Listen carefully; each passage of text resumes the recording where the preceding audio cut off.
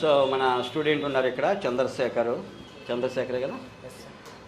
So ఈయన రీసెంట్గా ఒక 1 వీక్ అయింది మన బ్యాచ్ కంప్లీట్ అయ్యి.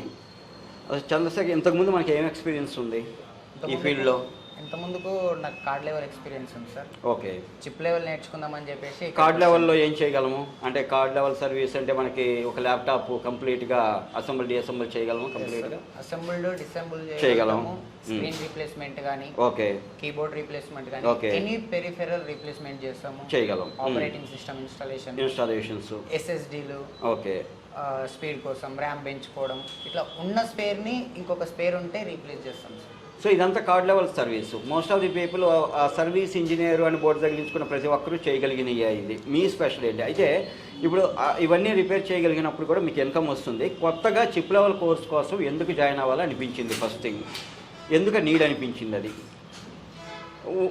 మీకున్న నాలెడ్జ్ సరిపోలేదు అనుకున్నారా? లేదు సార్, ఇప్పుడు ఒక సర్వీస్ సెంటర్ లీడ్ చేయాలంటే ఒక కస్టమర్ వచ్చినప్పుడు ప్రతి సర్వీస్ మనం చేయగలిగి ఉంటే కస్టమర్కి మంచి సపోర్ట్ ఇచ్చినట్టు అవుతుంది.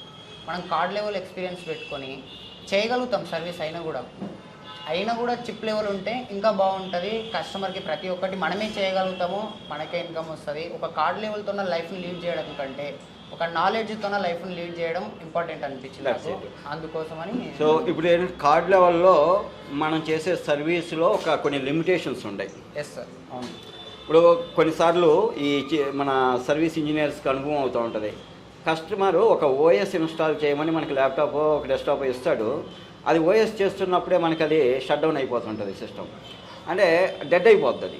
మనం ఏమి చెయ్యం, అందులో మన తప్పేమీ లేదు, అది డెడ్ అవుతుంటుంది. ఇవి లోడ్ పడినప్పుడు కొన్ని వీకర్ కాంపోనెంట్స్ ఫెయిల్యూర్ అవుతుంటాయి. ఇప్పుడు కస్టమర్కి మీరు అది చెబితే దానివల్ల మీ రెప్యుటేషన్ దెబ్బతింటుంది తప్ప ఏమీ యూజ్ లేదు. అలాంటప్పుడు అది చిప్ లెవెల్ ప్రాబ్లం. సో మీరు ఎవరికో వేరే వాళ్ళకి చిప్ లెవెల్ చేసే వాళ్ళ దగ్గరికి తీసుకెళ్ళాలి, 2-3 రోజులు ఆగాలి, మళ్ళీ వాళ్ళు ఎప్పుడో డేట్ ఇచ్చినప్పుడు మీరు రావాలి, ఈ లోపు కస్టమర్ మీకు ప్రెషర్ వస్తుంది. ఇలాంటి తలనొప్పులన్నీ ఎందుకు? యాక్చువల్గా ఆ స్కిల్ ఏదో మీ దగ్గర ఉంటే అది కూడా మీరే చేసేవచ్చు. అది ఒక ఎండ్ ఆఫ్ ది కాయిన్. ఇంకో ఎండ్ ఏంటంటే అసలు చిప్ కార్డ్ లెవెల్ అనేది ఎవరు పడితే వాళ్ళు చేస్తున్నారు. చిప్ లెవెల్ మీరు చేశారు అంటే సెట్ మీ దగ్గరికి వస్తుంది, రెస్పెక్ట్ మీ దగ్గరికి వస్తుంది, మీరు ఎవరి దగ్గరికి వెళ్ళాల్సిన పని లేదు. కాబట్టి ఇట్లా లైక్ వైట్ కాలర్ జాబ్. ఖచ్చితంగా ఈరోజు రేపో ఎవరో ఒకరు ప్రతి ఒక్కరూ కూడా చిప్ లెవెల్ ఇంజనీర్గా మారాల్సిందే, అందువల్ల వేరే చాయిస్ కూడా లేదు.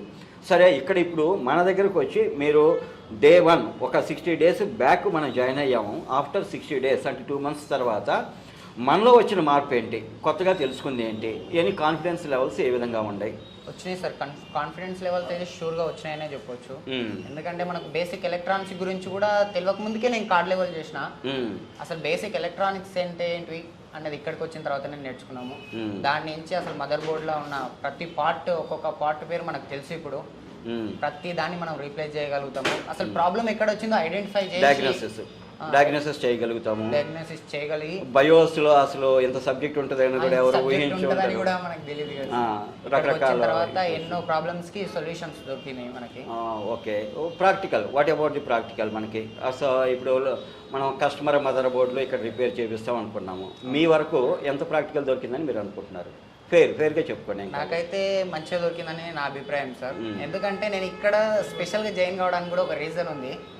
ప్రతి దగ్గర కూడా చిప్ లెవెల్ నేర్పిస్తూ ఉంటారు. మీకు ఎంత అనుభవం ఉన్నా కూడా ఒక 20 నుంచి 25 years అనుభవంతో పాటు ఇప్పుడు స్టిల్ మీరు సర్వీస్లో ఉన్నారు సార్. అందుకోసం ఇక్కడ జాయిన్ అయినాను సర్వీస్ సెంటర్. ఇప్పుడు కూడా మీరు కస్టమర్ బోర్డులు రిపేర్ చేస్తున్నారు స్టిల్. అందుకోసం నేను ఇక్కడ జాయిన్ అయిన రీజన్ అది sir first. Okay, thank you.